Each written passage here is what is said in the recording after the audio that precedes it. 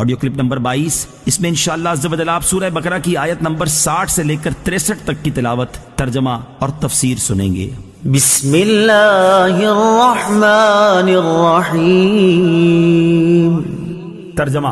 اللہ کے نام سے شروع جو نہایت مہربان رحمت والا ہے۔ وَإِذِ اسْتَسْقَىٰ مُوسَىٰ لِقَوْمِهِ فَقُلْنَا اضْرِب بِّعَصَاكَ الْحَجَرَ فَانفَجَرَتْ مِنْهُ 12 عَيْنًا قَدْ عَلِمَ كُلُّ أُنَاسٍ مَّشْرَبَهُمْ كُلُوا وَاشْرَبُوا مِن رِّزْقِ اللَّهِ وَلَا تَعْثَوْا فِي الْأَرْضِ مُفْسِدِينَ۔ ترجمہ، اور یاد کرو جب موسیٰ نے اپنی قوم کے لیے پانی طلب کیا تو ہم نے فرمایا کہ پتھر پر اپنا عصا مارو، تو فوراً اس میں سے 12 چشمے بہہ نکلے، اور ہر گروہ نے اپنے پانی پینے کی جگہ کو پہچان لیا، اور ہم نے فرمایا کہ اللہ کا رزق کھاؤ اور پیو، اور زمین میں فساد نہ پھیلاتے پھرو۔ وَإِذِ اسْتَسْقَىٰ مُوسَىٰ لِقَوْمِهِ، اور جب موسیٰ نے اپنی قوم کے لیے پانی مانگا۔ تفسیر صراط الجنان میں ہے، جب میدان طیہ میں بنی اسرائیل نے پانی نہ پایا تو حضرت موسیٰ علیہ السلام کی خدمت میں فریاد کی۔ حضرت موسیٰ علیہ السلام کو اللہ تعالیٰ کی طرف سے حکم ہوا کہ اپنا عصا پتھر پر مارو، چنانچہ آپ علیہ السلام نے عصا مارا تو اس پتھر سے پانی کے 12 چشمے جاری ہو گئے، اور بنی اسرائیل کے 12 گروہوں نے اپنے اپنے گھاٹ کو پہچان لیا۔ کلو واشربو، کھاؤ اور پیو۔ تفسیر صراط الجنان میں ہے، حضرت موسیٰ علیہ السلام کی قوم سے فرمایا گیا کہ آسمانی طعام من و سلوہ کھاؤ اور اس پتھر کے چشموں کا پانی پیو جو تمہیں فضل الہی سے بغیر محنت کے میسر ہے، اور اس بات کا خیال رکھو کہ فتنہ و فساد سے بچو اور گناہوں میں نہ پڑو۔ ہر امت کو یہی حکم تھا کہ اللہ تعالیٰ کا رزق کھاؤ لیکن فساد نہ پھیلاؤ، یعنی رزق کے استعمال سے منع نہیں فرمایا، بلکہ حرام کمانے، حرام کھانے، کھا کر خدا کی ناشکری اور نافرمانی سے منع کیا گیا ہے۔ وَإِذْ قُلْتُمْ يَا مُوسَىٰ لَن نَّصْبِرَ عَلَىٰ طَعَامٍ وَاحِدٍ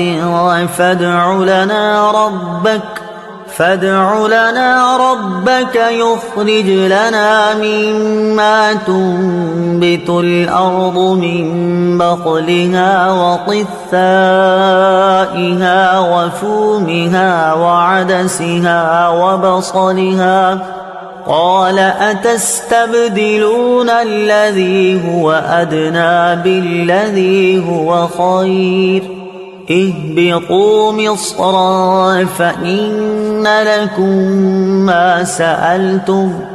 وَضُرِبَتْ عَلَيْهِمُ الذِّلَّةُ وَالْمَسْكَنَةُ وَبَاءُوا بِغَضَبٍ مِّنَ اللَّهِ ذَلِكَ بِأَنَّهُمْ كَانُوا يَكْفُرُونَ بِآيَاتِ اللَّهِ وَيَقْتُلُونَ النَّبِيِّينَ بِغَيْرِ الْحَقِّ ذَلِكَ بِمَا عَصَوا وَكَانُوا يَعْتَدُونَ۔ ترجمہ، اور جب تم نے کہا اے موسیٰ ہم ایک کھانے پر ہرگز صبر نہیں کر سکتے، لہٰذا آپ اپنے رب سے دعا کیجئے کہ ہمارے لیے وہ چیزیں نکالے جو زمین اگاتی ہے، جیسے ساگ اور ککڑی اور گندم اور مسور کی دال اور پیاز۔ فرمایا کیا تم بہتر چیز کے بدلے میں گھٹیا چیزیں مانگتے ہو؟ اچھا پھر ملک مصر یا کسی شہر میں قیام کرو، وہاں تمہیں وہ سب کچھ ملے گا جو تم نے مانگا ہے۔ اور ان پر ذلت اور غربت مسلط کر دی گئی، اور وہ خدا کے غضب کے مستحق ہو گئے۔ یہ ذلت و غربت اس وجہ سے تھی کہ وہ اللہ کی آیتوں کا انکار کرتے تھے اور انبیاء کو ناحق شہید کرتے تھے، اور یہ اس وجہ سے تھی کہ انہوں نے نافرمانی کی اور وہ مسلسل سرکشی کر رہے تھے۔ لن نصبر على طعام واحد، ہم ایک کھانے پر ہرگز صبر نہیں کریں گے۔ تفسیر صراط الجنان میں ہے، بعض لوگوں کی طبیعت میں کم ہمتی، نالائکی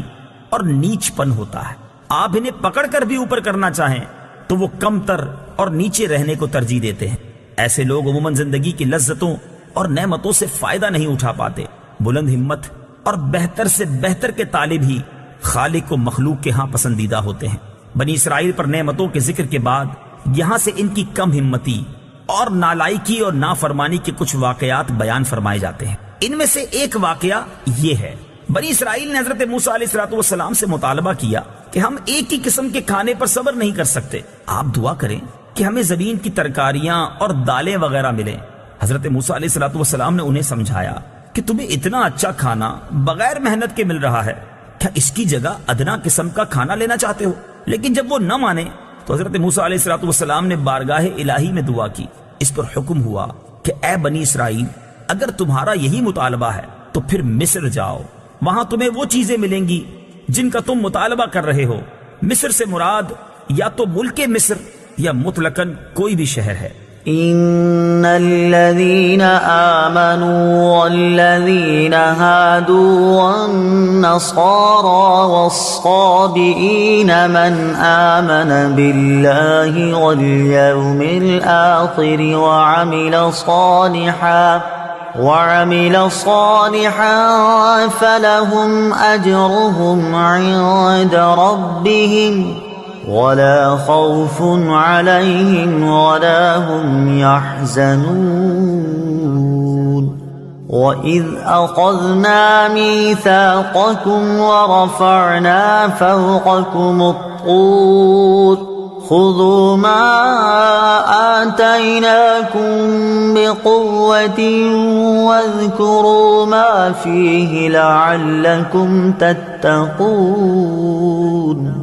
ترجمہ، بے شک ایمان والوں نیز یہودیوں اور عیسائیوں اور ستاروں کی پوجا کرنے والوں میں سے جو بھی سچے دل سے اللہ پر اور آخرت کے دن پر ایمان لے آئیں اور نیک کام کریں تو ان کا ثواب ان کے رب کے پاس ہے، اور ان پر نہ کوئی خوف ہوگا اور نہ وہ غمگین ہوں گے۔ اور یاد کرو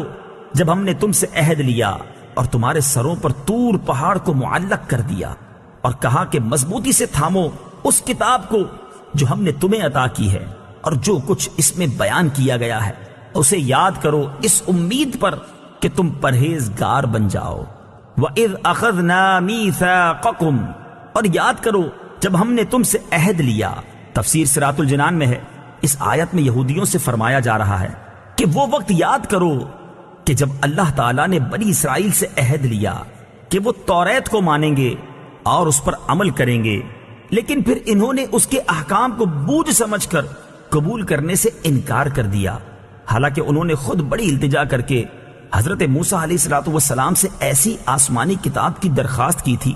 جس میں قوانین شریعت اور آئین عبادت مفصل مذکور ہوں، اور حضرت موسیٰ علیہ السلام نے ان سے بار بار اس کے قبول کرنے اور اس پر عمل کرنے کا عہد لیا تھا، اور جب وہ کتاب عطا ہوئی تو انہوں نے اسے قبول کرنے سے انکار کر دیا اور عہد پورا نہ کیا۔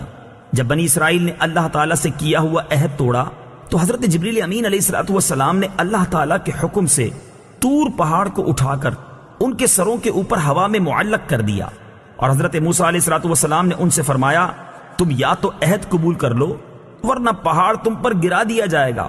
اور تم کچل ڈالے جاؤ گے۔ اس میں صورتاً عہد پورا کرنے پر مجبور کرنا پایا جا رہا ہے، لیکن در حقیقت پہاڑ کا سروں پر معلق کر دینا اللہ تعالیٰ کی قدرت کی قوی دلیل ہے، جس سے دلوں کو اطمینان حاصل ہوتا ہے کہ بے شک حضرت موسیٰ علیہ السلام اللہ تعالیٰ کے رسول ہیں اور ان کی اطاعت اللہ تعالیٰ کو مطلوب ہے، اور یہ اطمینان ان کو ماننے اور عہد پورا کرنے کا اصل سبب ہے۔ یاد رہے